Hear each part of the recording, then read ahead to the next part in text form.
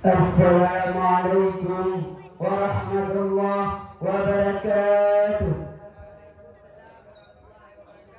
Alhamdulillahi rabbil alamin. Wassalatu wassalamu ala asyrafil anbiya'i wal mursalin wa ala alihi wa sahbihi ajma'in. Amma ba'd. Puji beserta syukur marilah sama-sama kita panjatkan kehadiran Allah Subhanahu wa taala, yang mana oleh Allah yang telah menciptakan 7 petala langit dan 7 petala bumi beserta isi-isi keduanya. Dan tak lupa pula selawat beriringi salam mari kita curahkan kepada baginda kita Nabi besar Muhammad sallallahu alaihi wasallam, yang mana oleh beliau yang telah merelakan anaknya menjadi yatim, istrinya menjadi janda, demi mempertegakkan kalimatul haq, yakni kalimah la ilaha illallah Muhammadar Rasulullah. Yang saya hormati kepada pucuk pimpinan pesantren Nahdlatul Bata, yaitu kepada walidi ma'a keluarga, dan yang saya hormati pula kepada dewan juri yang arif lagi bijaksana yang telah hadir pada malam yang berbahagia ini. Dan tak lupa pula juga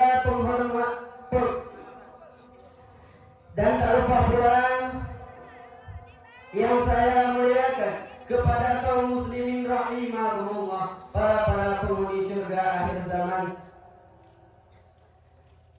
Untuk mempersingkatkan waktu, izinkan saya berpidato yang bertema manfaat berselawat kepada Rasulullah.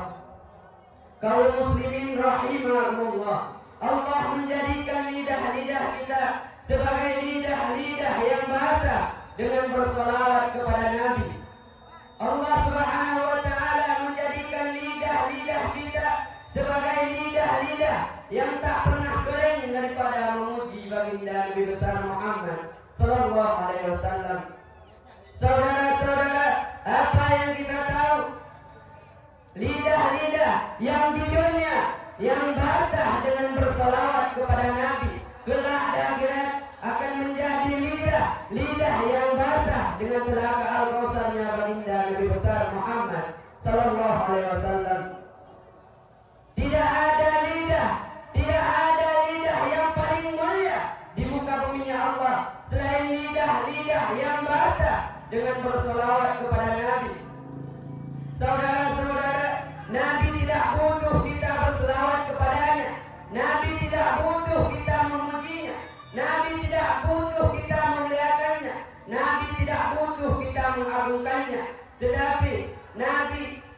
Tetapi kita yang butuh berselawat kepada Nabi. Kita yang butuh memuji Nabi. Kita yang butuh memuliakan Nabi.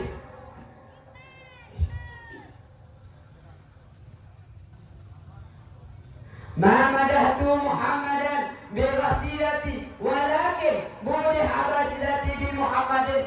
Aku tidak memuji Nabi dengan syairku, aku tidak memuliakan Nabi dengan syairku, akan tetapi syairku yang menjadi mulia karena telah memuliakan Nabi Muhammad. Syairku yang menjadi terpuji karena telah memuji baginda Nabi besar Muhammad sallallahu alaihi wasallam. Kita duduk di majlis ini memuliakan Nabi, bukan Nabi yang menjadi mulia.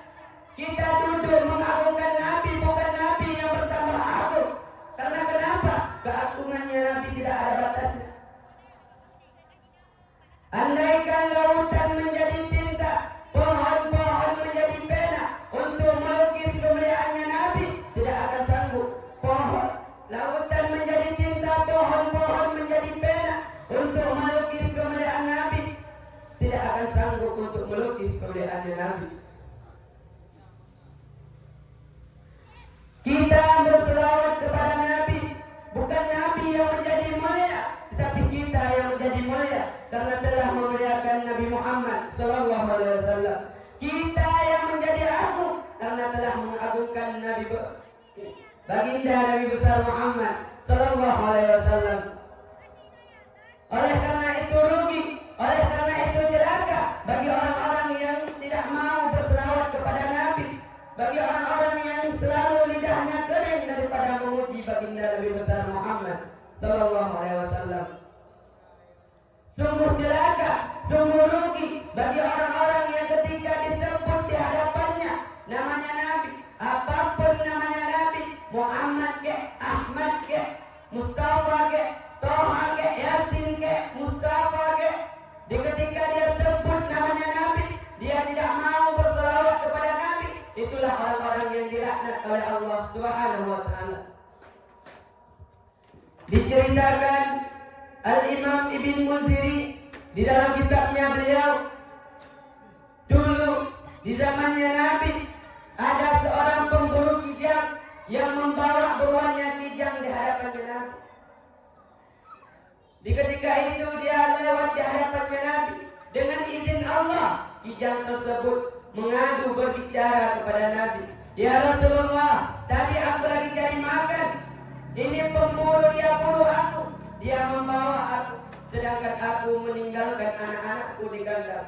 Ya Rasulullah, tolong bilang sama ini pemburu, lepaskan aku sementara, biarkan aku pergi menyusui anak-anakku ya Rasulullah. Selepas itu aku akan kembali kepadanya ya Rasulullah. Apa kata Rasulullah? Wahai kijang, bagaimana nanti kalau kamu tidak kembali? Bagaimana nanti kalau kamu ingkar janji?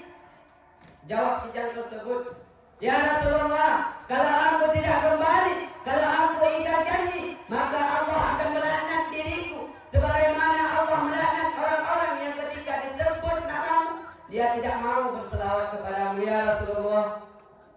Oleh karena itu, di ketika kalian menyebut namanya Nabi, berselawatlah kepada kalian. Di saat kalian berselawat, selawat kalian sampai, jangan kalian percaya sama Wahabi goblok itu. Wahabi Salafi ngomong selawat, pahalanya nggak nyampe, orang goblok itu.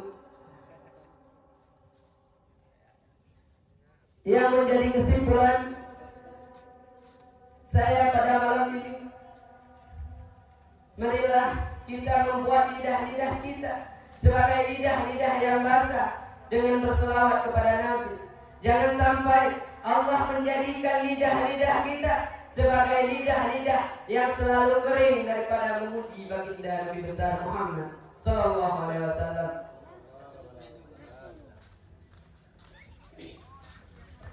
Buah mana yang tidak ada getah selain buah musabah dan buah kunci? Contoh siapa yang tak salah selain firman Allah dan hadis Nabi. Saya akhiri dengan kalam yang paling mulia. Assalamualaikum warahmatullahi